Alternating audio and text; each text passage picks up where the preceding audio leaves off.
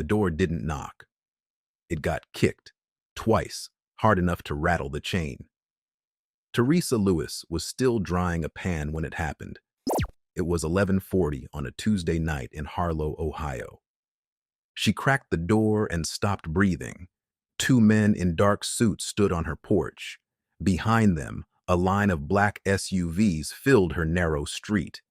One of the men held up a photograph. It was the same photo taped to her fridge. A 14-year-old girl, soaked to the skin, eyes huge with fear. Taken the night that girl showed up on this exact doorstep, 3 years ago. "Is this girl staying with you?" the man asked. Her first instinct was to shut the door. Her second instinct went upstairs to the sleeping shape in the small back bedroom. For 3 years, no one had ever come asking. Now someone had, and he'd arrived with a convoy. The taller man showed credentials: private security, licensed, working for the Taylor Foundation. Everyone in the country knew that name. Ronald Taylor ran a $9 billion foundation and the tech company behind it. 40,000 employees, offices in 11 states. His lawyers could bury an ordinary person in paper before breakfast. Porch lights were coming on across the street. Mrs. Okafor next door stood at her window in a robe. A teenager 2 houses down had his phone up, filming. Theresa felt every eye on her at once. The security chief introduced himself as Harun Wang. He was polite in a way that had no give in it at all. He explained that Mr. Taylor had seen a charity event photo this week. A face in the crowd. A girl who had been missing for 3 years. "That child is in your house," he said.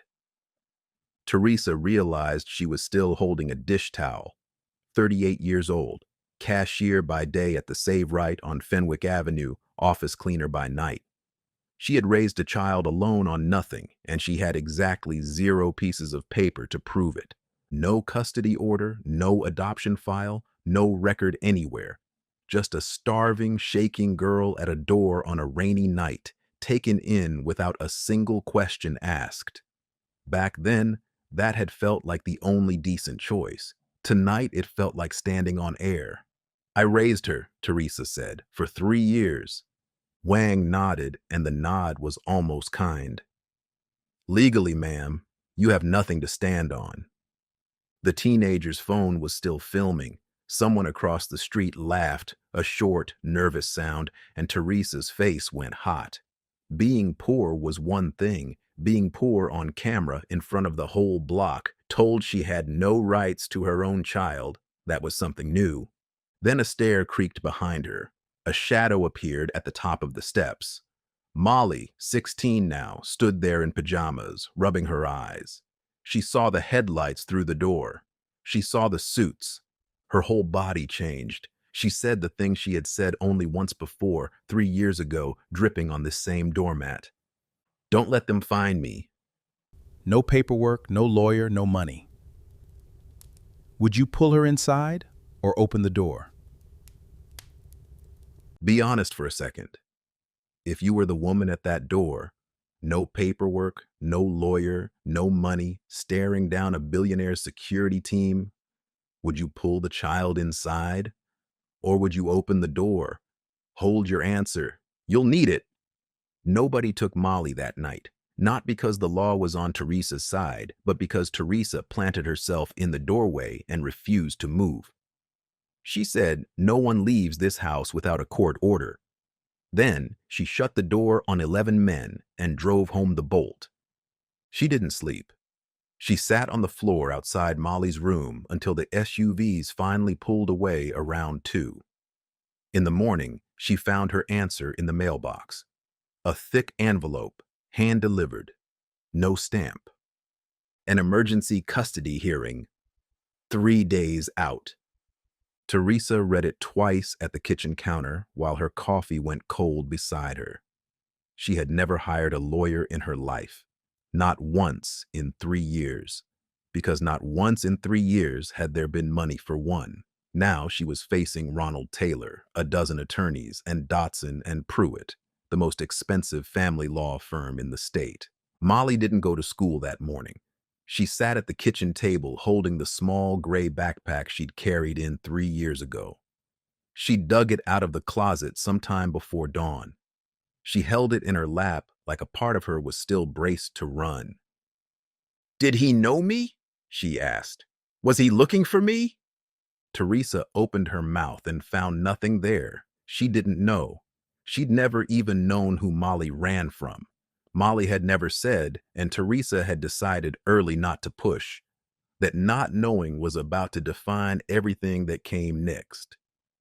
She spent the day doing math on the back of an envelope, court filing fees, a lawyer's retainer, a DNA test, because the papers claimed Ronald Taylor was Mollie's biological father. The total came to more than 3 months of her pay from both jobs combined. Her credit card maxed out on the filing fee alone. Free legal aid existed downtown. She called on her lunch break, standing outside the Save Right by the McDonald's next door. The earliest appointment was 10 days away. The hearing was in 2. She hung up and missed her bus. She stood at the stop for 40 minutes, ran the numbers again, and got the same answer. There wasn't a path. There was only walking forward anyway. The story had already leaked by then. A local station ran a segment that night. Did a billionaire just find his missing daughter? There was a photo from the charity event, and in the background, blurred but findable, was Theresa. She recognized her own coat before she recognized her own face. At school the next day, kids who had never spoken to Mollie were suddenly friendly. "You're going to be rich," one girl told her, like it was a compliment. Others were cruel about it in the quiet, cutting way 16-year-olds know best.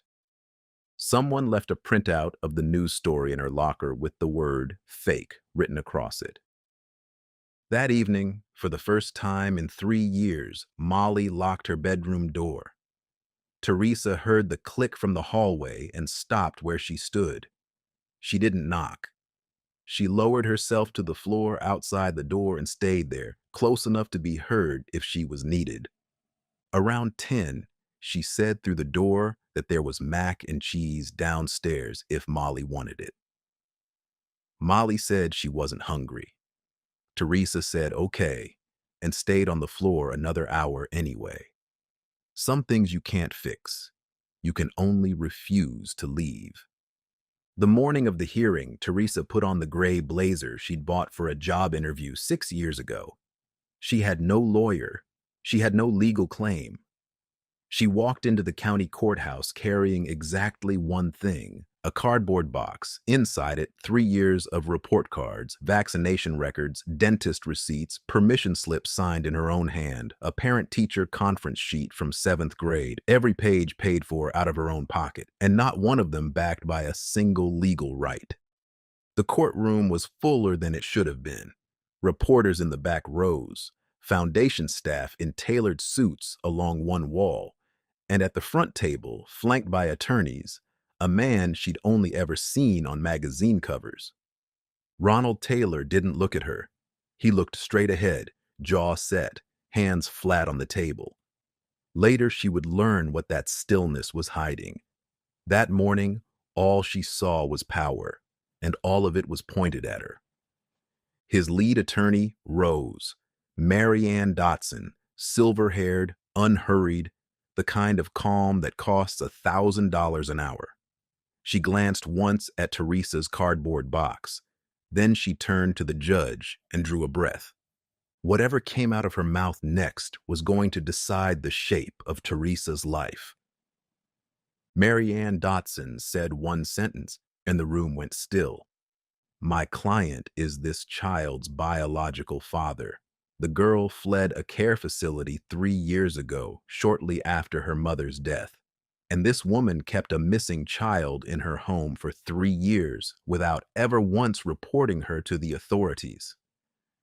Every head in the courtroom turned toward Theresa. She felt the look land like weight. Kept a missing child. She had never framed it that way in her life, not once in 3 years. In her mind, she had never hidden anyone. She had simply believed the whole time that nobody was looking. She stood up to answer, and the words came out wrong, out of order, too fast. She said Mollie came to her. She said the girl was starving. She said there was never a knock on her door, never a flyer on her street, never a police visit, never a name on the news. The judge listened with a face that gave back nothing. Dotson didn't even respond to her directly. She simply laid out documents, a birth record, a paternity acknowledgement from 15 years back, an intake sheet from the Brightline Youth Center in Columbus. Paper answered paper, and Theresa's cardboard box of report cards suddenly looked like what it legally was. Nothing. The judge issued a temporary order from the bench. For the duration of the case, the minor would reside under Ronald Taylor's supervision, with a court-approved guardian on site. Theresa would have weekend visitation, supervised. The gavel came down like a door closing. The transfer happened that same afternoon. Theresa was allowed 20 minutes to help Mollie pack. She folded shirts that she had bought on layaway into a suitcase somebody else had provided, and she kept her hands busy so her face could stay calm. Mollie didn't cry either. That was worse. At the curb, Mollie stopped halfway into the black car. She looked back at the house, then at Theresa, and asked if she should bring the backpack. The gray one. Theresa said, "No, leave it. You'll be back." It was the first thing she'd said all day that she wasn't sure was true. The car pulled away. Mrs. Okafor watched from her porch and didn't say anything, which from Mrs. Okafor was its own kind of mercy. Theresa went inside, sat at the kitchen table, and stared at the fridge photo until the light outside went orange, then gray, then gone. Then she got angry, and anger that night made her stupid. She opened her laptop, the old one, the one that took 4 minutes to start, and she went looking for anything. Around midnight, she found it. A business magazine interview from 9 years ago, buried on page 6 of the search results. In it, a younger Ronald Taylor was asked about his personal life, and he called an early relationship, the one with Mollie's mother, a mistake of my youth. Theresa read that line 11 times. Then she clipped it, posted it, and wrote a caption above it with shaking hands. A father who never looked for his daughter, now buying his conscience back with lawyers. She hit share at 12:47 a.m. and finally slept. By morning, it had been seen 400,000 times. By noon, it was the story. Radio shows read her caption on air. Strangers called Taylor a deadbeat with a checkbook. For about 6 hours, Theresa Lewis was winning something. She was also wrong because here is what she didn't know and couldn't have. Ronald Taylor had spent every one of those 3 years searching, not writing checks, searching. Private investigators in 4 states, weekly reviews of missing persons databases, age-progressed photos reprinted every few months. There were people at his company who said he'd become impossible to work with each March, the month she disappeared, and none of them knew why. The searching had gone nowhere for one reason nobody knew yet. The night Mollie ran from the Brightline Youth Center, something went wrong in the paperwork. She wasn't logged as a missing minor. She was logged as voluntarily released to family. One line in one file, and every search that followed ran down the wrong road from the very first day. No Amber Alert, no police case, no flyer on Theresa's street. The system said the girl was safe, so no one ever looked where she actually was. Theresa knew none of that when she posted. She learned the shape of her mistake the hard way, in public, at speed. Taylor's PR team didn't attack the clip. They did something smarter. They released a 2-page timeline. Dates, invoices, investigator reports, 3 years of documented searching. Then a spokesperson said one line to the cameras that this was the desperate slander of a woman about to lose a custody fight. The internet turned like weather. By evening, the same accounts that had called Taylor a deadbeat were calling Theresa a kidnapper. Someone found her employer. Someone posted her street. She deleted the post at 6:15 p.m., but a deleted post is never really deleted. Screenshots outlive shame. Her manager at the Save Right, Kamal Carter, pulled her aside the next morning. He wasn't unkind. He'd known her 8 years. He'd covered her shifts when Mollie had the flu, but corporate had called him twice, and he had a store to run, and he asked her carefully to take her break in the back room instead of out front for a while. She said sure. She stacked cans for 4 hours and didn't look at her phone. The phone rang that night anyway. It was Mollie, calling from Taylor's house, her voice small in a way Theresa hadn't heard since the first winter. "Why did you make him look so bad?" she asked. "He was actually looking for me." Theresa started to explain and stopped. There wasn't an explanation that wasn't an excuse. She said she was sorry. Mollie was quiet for a moment, then said she had to go. Someone was calling her for dinner. The line clicked. Theresa sat with the dead phone against her ear for a long time. So think about it. You're 2 days from losing the only family you have. You have no lawyer, no money, and exactly one weapon, an old interview clip. Would you have posted it too? Or stayed quiet and trusted the truth to surface on its own? Be honest. Most people answer that question differently before midnight than after. Theresa spent the next day doing the only thing left.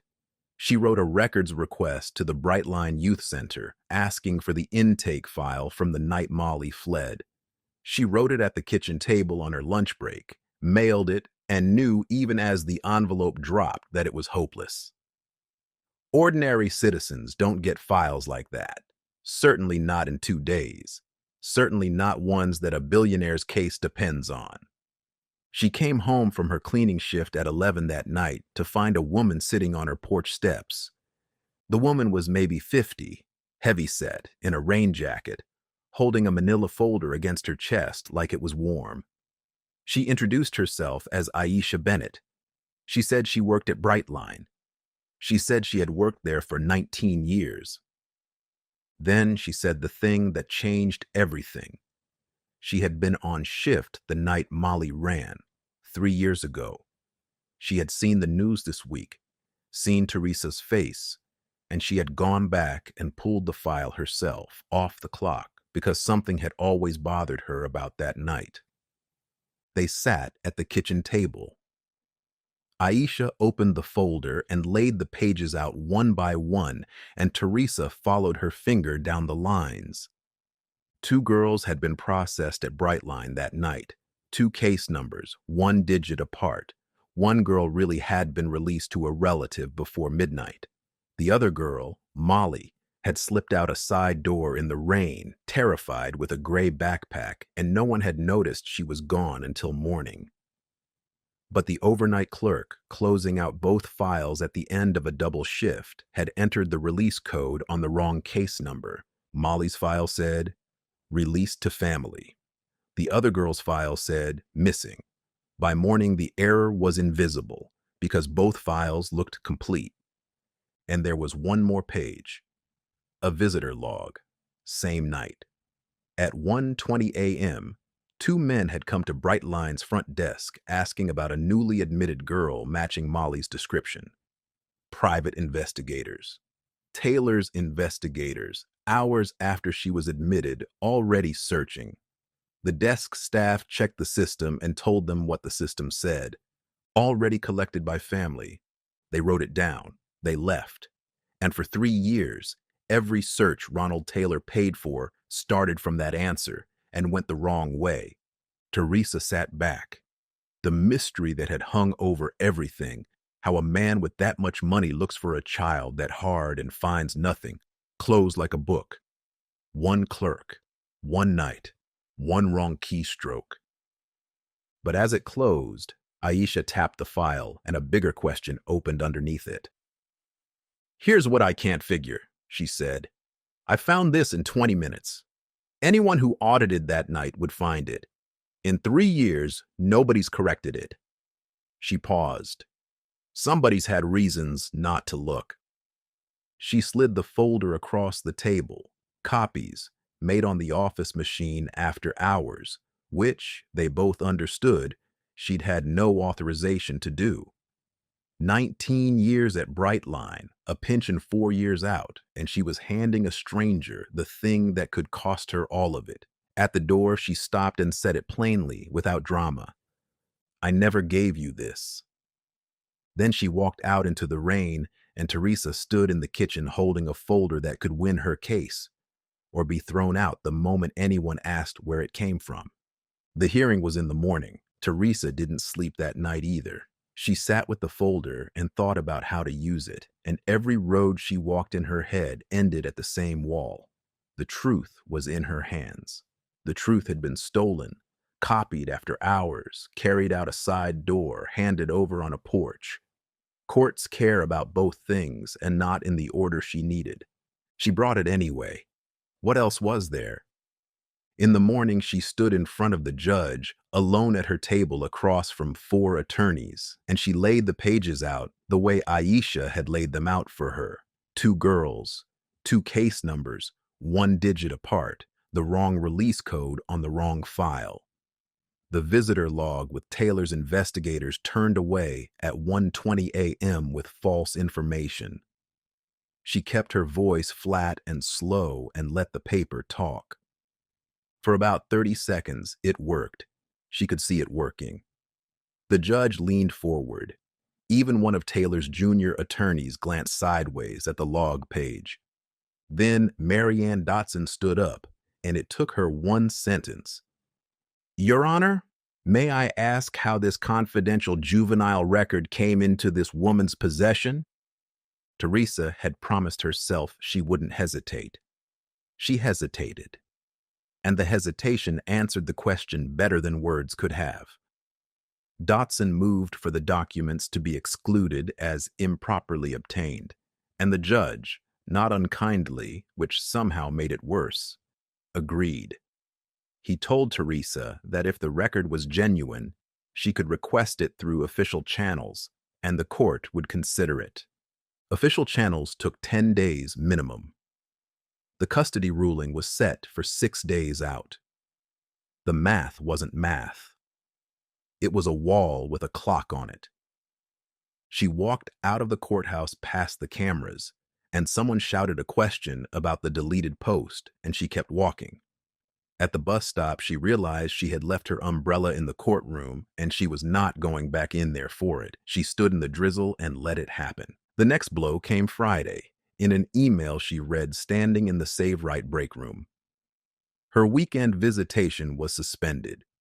Taylor's lawyers had filed that her visits were destabilizing the transition, citing as evidence that Mollie had been withdrawn and upset after their last phone call. The same phone call where Mollie asked why she'd posted the clip. So her own mistake was now the reason she couldn't see her daughter. She read the email 3 times, put the phone in her locker, and went back out to register 4. She rang up groceries for 5 hours. A regular customer, an older man who always bought the same 2 frozen dinners, told her she looked tired. She said it was the weather. She couldn't even call. Calls now went through a coordinator, and the coordinator's line went to voicemail twice, and the voicemail was full. Saturday morning, a man was waiting by her gate when she left for her shift. Mid-40s, notepad, friendly in a practiced way. He introduced himself as Caden Blaze from a regional news site and said he wanted to give her the chance to tell her side. She almost said yes. She wanted to say yes so badly it scared her. Then he sketched the story he had in mind, and the shape of it came through the friendly words. A struggling cashier, a billionaire's fortune, what the settlement might look like. He wasn't offering her a voice. He was offering her a role.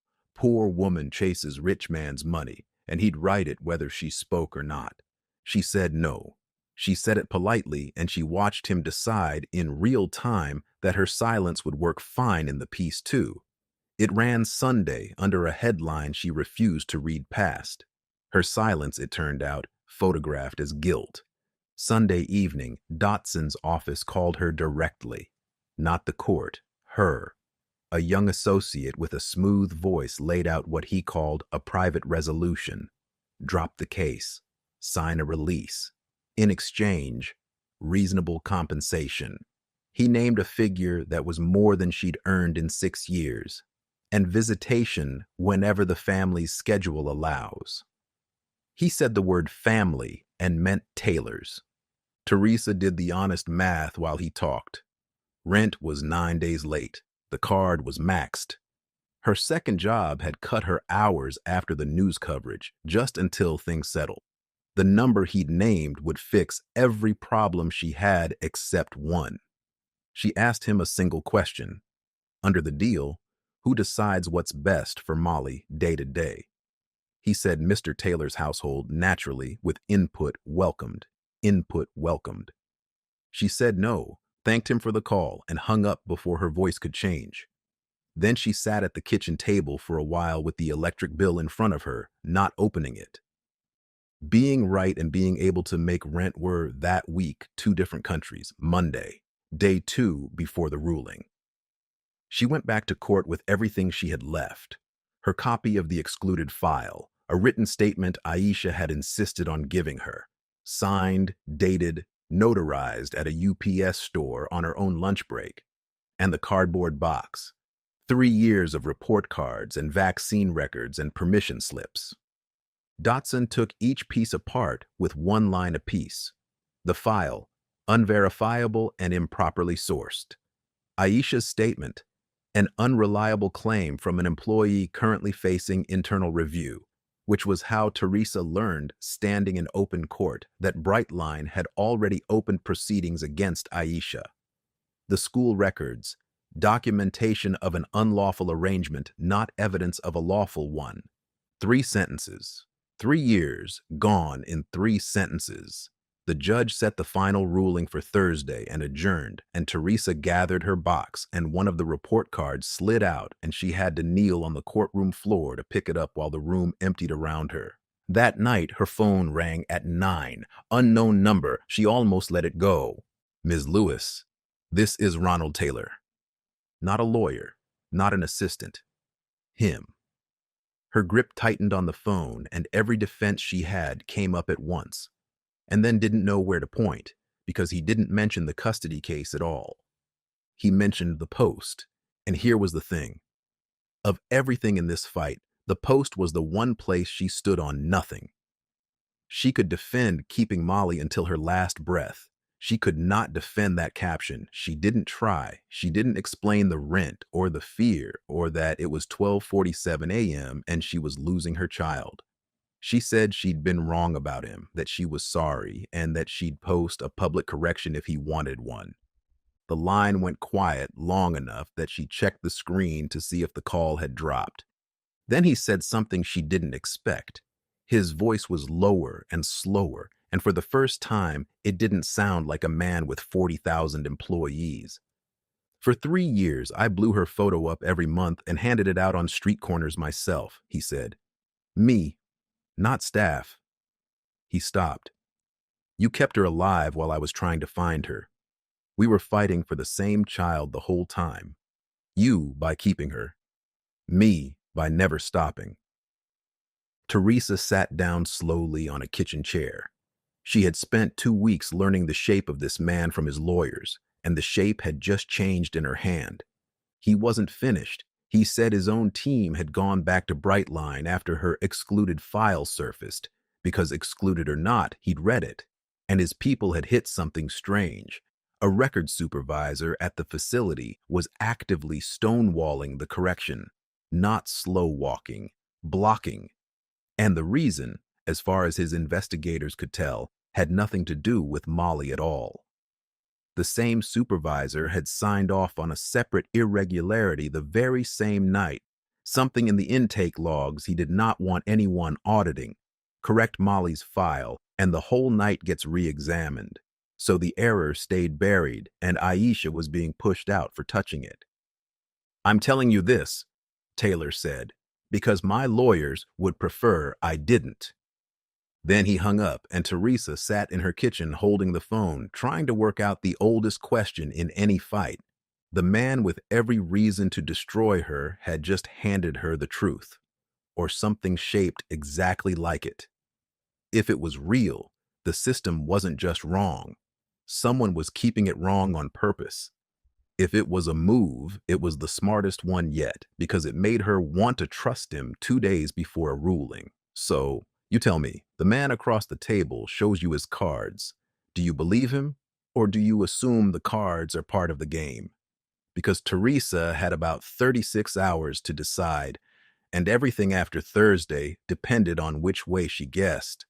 Wednesday night, the night before the ruling. Theresa sat at her kitchen table with a single document in front of her, and it had been sitting there for 3 hours. A courier had brought it at 6. Dotson and Pruitt letterhead.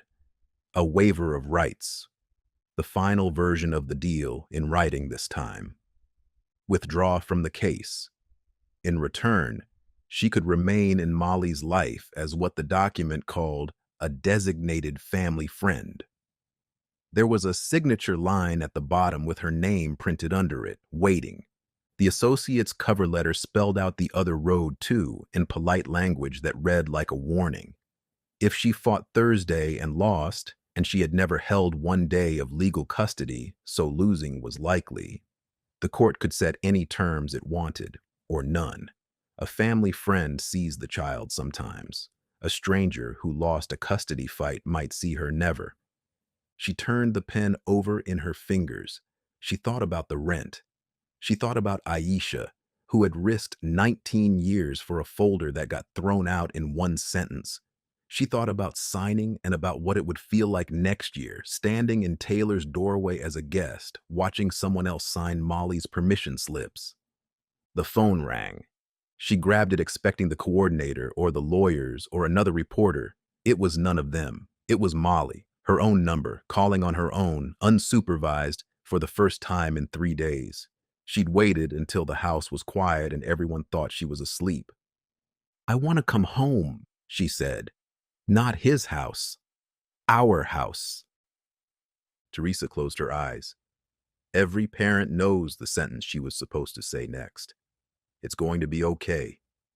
It'll all work out. The words were right there, and they were free, and Mollie needed them. She didn't say them. "I don't know what's going to happen," she said instead.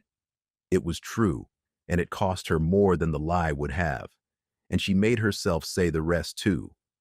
That the ruling was tomorrow, that she might lose, that no promise she made tonight was hers to keep. The line was quiet. Mollie didn't cry. When she finally answered, her voice was steady in a way that sounded older than 16. "Okay," she said. "Then I'll be there tomorrow, whatever they decide." After they hung up, Theresa looked at the waiver for 1 more minute. Then she slid it into the junk drawer under the takeout menus, unsigned. If she was going to lose everything, she'd lose it standing up. Thursday morning came in fast and strange. The first call was from Aisha at 7:40, out of breath. She hadn't waited for Brightline's internal review to finish her off. She'd gone over their heads. That morning, she had filed an official records correction request with the county under her own name signed on the record, laying out the case number error and the visitor log in full. It was the one thing no lawyer could call improperly obtained. It was also, they both knew, probably the end of her career at Brightline. She said it before Theresa could. 19 years is long enough to know when a file's wrong. Somebody was going to have to sign their name to it. The second call came from the court an hour later, and Theresa had to ask the clerk to repeat it. The morning's open court ruling was off. Both parties had been offered closed mediation instead, a hearing officer, no press, no gallery. The request had come from Ronald Taylor. She learned later what had happened inside his own building the night before.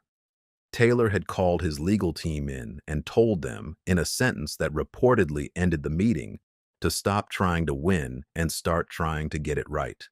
Dotson had objected that they were 2 days from a clean victory. He'd said that was exactly the problem. Theresa said yes to mediation, on one condition, which she made the clerk write down word for word. Mollie sits in that room, with the right to speak for herself. There was a pause on the line, some muffled consultation, and then agreement. She hung up and stood in her kitchen and realized her hands were shaking and that it wasn't fear. The mediation room was on the fourth floor of the county building. No benches, no gallery, no cameras. One long table. A hearing officer named Elijah McMahon at the head of it. Gray suit, reading glasses, a manner that wasted nothing. Taylor's lawyers on one side, 3 of them now instead of 4. Theresa alone on the other with her box. Aisha near the end, sitting very straight, like a woman who'd already jumped and was done being scared of the fall. Ronald Taylor sat across from Theresa, and for the first time, she saw him without a courtroom between them. He looked tired in a way makeup and money couldn't fully cover. He nodded at her once. She nodded back. That was the whole exchange.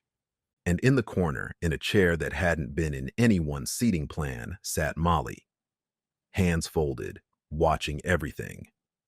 McMahon opened by reading the corrected record into the file, because overnight, on the strength of Aisha's signed request and the visitor log, the county had fast-tracked the correction. She read it out loud, flat and clear, and the flatness made it land harder. The minor never left the Brightline facility unaccounted for by her own record. A data entry error the night of her departure logged her as released to family. That same night, at 1:20 a.m., investigators retained by Mr. Taylor presented at the facility and were turned away with false information generated by that error. The record further noted that a correction had been obstructed internally and that the matter of the responsible supervisor had been referred for separate review. Nobody spoke for a moment. 3 years of a locked mystery read out in 40 seconds by a woman in reading glasses. Theresa watched Taylor while he heard, officially for the first time, why every dollar and every flyer had gone nowhere. He kept his face still. His hands didn't manage it. They flattened slowly on the table like a man steadying himself on a boat. Then Marianne Dotson cleared her throat because $1,000 an hour doesn't stop for feelings, and tried one last line. The correction is noted. It doesn't change my client's custodial rights. And that was when the chair in the corner scraped back. Mollie stood up. Nobody had given her the floor. McMahon glanced at her over the reading glasses. The lawyers looked at Taylor, waiting for a signal to object. Nobody stopped her either. Mollie stood in the middle of a room full of adults who spent their lives being listened to, and for a moment she just breathed. 16 years old, in a sweater Theresa had bought her 2 winters ago. She looked at the hearing officer, and McMahon gave her the smallest nod. That was all the permission there was, and it was enough. She started with a fact, the way scared people do when they've rehearsed something in the dark. 3 years ago, I knocked on a door because I was hungry and scared, she said. Her voice wobbled on the first sentence and steadied on the second. She opened it. She pointed at Theresa, and her arm didn't shake. She didn't ask me who I was. She didn't ask me anything. She fed me and put me in a bed, and in the morning she asked one question. Did I want cereal or toast? One of the junior lawyers looked down at his legal pad. Aisha wasn't looking down at anything. She was watching the girl like she'd waited 19 years for this exact minute. For 3 years after that, she enrolled me in school. She sat up with me when I was sick. When there wasn't enough food, she said she wasn't hungry, and I believed her for a whole year before I figured it out. Mollie stopped, swallowed. I'm her daughter because she raised me, not on paper, in every single day. Then she turned, and the whole room turned with her, to the man at the other end of the table. And you looked for me, she said to Ronald Taylor. I know that now. I saw the flyers your people saved. My face, older every year, because you kept paying someone to guess what I'd look like. Her voice dropped, but the room was so quiet it didn't matter. I ran that night because I'd just lost my mom and I didn't trust anyone with a clipboard. I didn't know you were 3 hours behind me. Maybe one day I want to know you too, not as a father necessarily, but as someone. Nobody spoke. The clock on the wall was suddenly the loudest thing on the fourth floor. Mollie looked from one side of the table to the other. The man with the $9 billion foundation, the woman with the cardboard box. I don't have to choose between you, do I? Nobody answered her for a long moment. The question just sat there in the middle of the table, small and enormous, and every adult in the room understood that the entire case had just been restated by a 16-year-old in 11 words. Marianne Dotson drew a breath. Reflex, training, a career of never letting a silence stand. Ronald Taylor lifted 2 fingers off the table. Barely a gesture. His own lawyer saw it and closed her mouth. For the first time since night 0, nobody was fighting. McMahon took off her reading glasses, which Theresa would learn was the closest the woman came to visible emotion, and suggested a recess. Nobody took it. Something had shifted in the room, and everyone could feel it, and nobody wanted to leave the table and let it shift back. What happened over the next 4 hours was not dramatic. It was work, slow, unglamorous, line-by-line work, which is how real things actually get decided. Theresa asked questions when she didn't understand a term and made herself unashamed of asking. Taylor spoke maybe 6 times all afternoon, and twice it was to overrule his own attorneys in her favor. Mollie stayed in her chair in the corner the whole time. Twice, McMahon turned and asked for her view directly, on the record. Both times, the lawyers had to wait while a teenager thought it over. Around 4 o'clock, they had the shape of it. The settlement wasn't what anyone had walked in expecting on day 1. Not the lawyers, not the press, not Theresa herself. She was recognized as Mollie's legal guardian. Not full custody, not the clean, total win a movie would have handed her. Guardianship, the legal right to make every day-to-day decision in Mollie's life. School, doctors, where the girl sleeps at night, which was the only sentence in the whole agreement Theresa read 4 times before she believed it. Home was her house. On paper, finally, home was her house. Ronald Taylor got regular visitation, 2 weekends a month and 1 call a week, and the right to contribute to Mollie's education. Not because a judge forced it on anyone, because Mollie asked directly, said yes. That detail went into the agreement at McMahon's insistence, in plain words, at the minor's own request. Taylor read that line, and something in his face let go that had been held tight for 3 years. When it was over, he came around the table. Theresa braced for a speech, a handshake for cameras that weren't there, some final display of a man used to closing deals. He didn't do any of it. He stood in front of her and said the searching had been the only thing keeping him upright for 3 years, and that he understood now that keeping her alive had been its own kind of search. Then he thanked her. She didn't gush. She didn't cry. She had promised herself that much on the bus ride over. "You don't have to thank me," she said. "You have to show up 2 weekends a month. She'll be counting." He nodded like a man receiving terms, and that was the whole conversation, and it was enough. But every settlement has a bill, and this one came due in pieces over the weeks that followed. The first cost was Theresa's own. The woman who once took in a child with 0 paperwork could never be that woman again. Guardianship of a girl connected to the Taylor Foundation came with a legal apparatus attached, a family attorney she hadn't hired reviewing school forms, an annual review foundation counsel copied on anything involving travel or medical care. The first time a lawyer emailed her about a signed permission slip for a science museum trip, she sat looking at the screen for a long minute. 3 years of raising Mollie on instinct and grocery money, answerable to nobody. That was over. She had traded a piece of her freedom for security, and some mornings the trade sat heavier than others. She made it anyway, every day, without complaint. That was the deal. The second cost belonged to Aisha Bennett. She kept her job.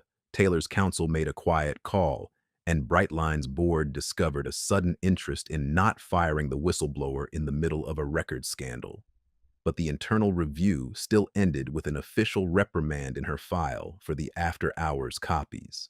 19 years, one letter of reprimand, 4 years to her pension. She told Theresa about it over coffee at the McDonald's on Fenwick, shrugging like it was a parking ticket. The supervisor who had blocked the correction was quietly moved out. Resigned, the official word said. The system error itself was never publicly disclosed. It was corrected in one file in one county office, and the record simply became true 3 years late, with no press release and no apology to anyone. Theresa asked Aisha once if that bothered her. Aisha stirred her coffee and said, "Records don't need applause. They just need to be right." The third cost never stopped costing. Caden Blaze's story, the cashier chasing billionaire money, was never retracted. Why would it be? Nothing in it was technically false, only everything in its shape. In some corners of the internet, Theresa's name is still attached to that headline, and always will be. A woman at the Save Right recognized her months later and said something under her breath at Register 4.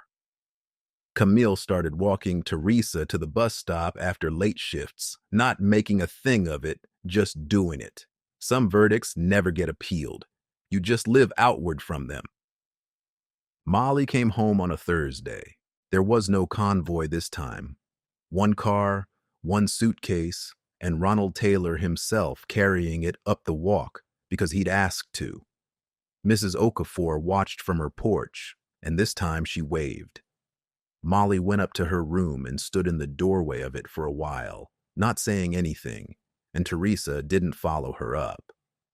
Some rooms a person has to walk back into alone.